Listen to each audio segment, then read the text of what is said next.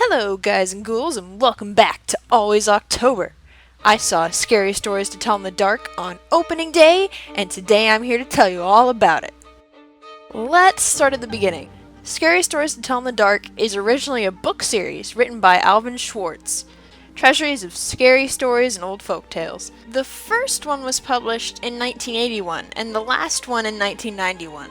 These books lured kids in from scholastic book fairs and school library browsings and proceeded to haunt us all well into adulthood. The stories were just spooky enough to keep us up at night, and the illustrations, those kept us up all the nights after. The illustrations were actually so scary that in 2011 the books were re-released with tamer drawings. But the ones from the original, the ones from our childhood, were the ones we will always remember. Of course I read them when I was 8. Of course I then swore to never touch them again because they were so scary. The books did what they were supposed to. They scared the ever-loving shiitake mushrooms out of 8-year-old me. Fast forward to today. I'm 21, but I still love Halloween. And I loved this movie too. To prepare myself, I listened to audiobooks of all 3 volumes, and the stories actually weren't scary anymore. In fact, I laughed at a lot of them. The books are great in that they're scary for kids, and then later super nostalgic for grown-ups who encountered the stories in their childhoods. The movie is the exact same way. It's scary, but it's not gory. There's no blood, very little crude language, and the few jump scares that are in there did not seem unnecessary. It was just a good, scary, fun Halloween type story. Honestly, if I had a kid that was 11 or 12 and interested in scary movies, this is one I would show them. It's scary, but it's not too scary. It nails the PG-13 rating.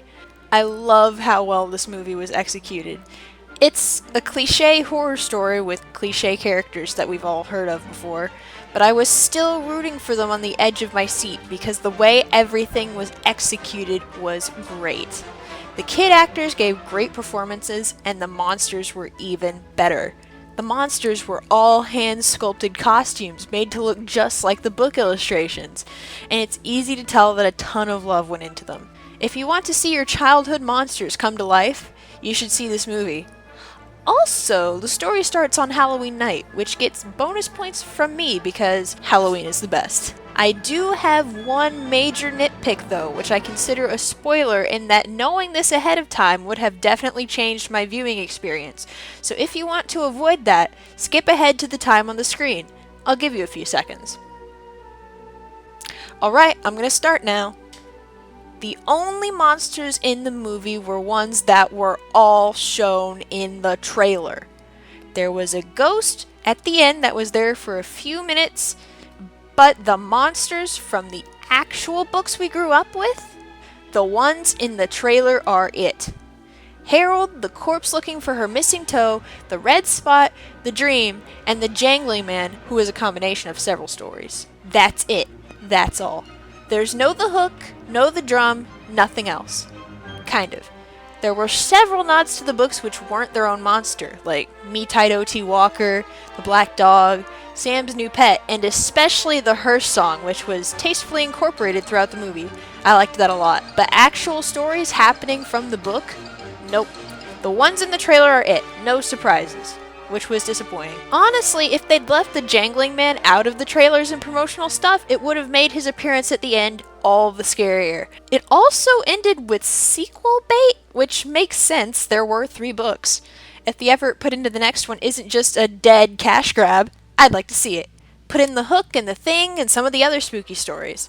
The problem with that, though, would be that the scares already used in this first one were based off of the most iconic drawings in the books, so what next? Guess we'll find out. Alright, the spoilers are over. You made it. But because of that one nitpick I mentioned, I give this movie 4 pumpkins out of 5. There were things within the story that could have been done better, like I mentioned in the spoiler section, but I still loved it. It's probably going to be something I watch every Halloween. It's extremely true to the original books, and is overall a fun ride. So, should you see it? If you grew up with the books, or want a somewhat tame horror movie, yeah! Otherwise, No, it was made for kids and the adults who grew up with the books, and that's it. Anyone else probably wouldn't enjoy it very much, because the references to the books are what holds this movie up and gives it its unique charm. Otherwise, it's just a plot you've probably already seen before. If you do dare to see it, let me know in the comments what you thought. Bye guys!